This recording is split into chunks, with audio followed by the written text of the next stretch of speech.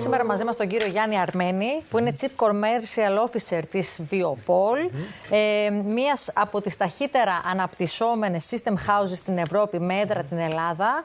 Καλώς ήρθατε, κύριε Αρμένη. Ευχαριστούμε πολύ. Γεια σας, κύριε Αρμένη. Λοιπόν, να μας μιλήσετε για την επιχείρησή σας και τον κλάδο στον οποίο φυσικά δραστηριοποιείστε. Καλή σας ημέρα και ευχαριστώ πολύ για την πρόσκληση. Η Viopol Polyurethane Systems δραστηριοποιείται στον τομέα των συστημάτων πολυουρεθάνης και πολυουρίας, αναπτύσσοντας καινοτόμα, βιώσιμα και υψηλών προδιαγραφών προϊόντα.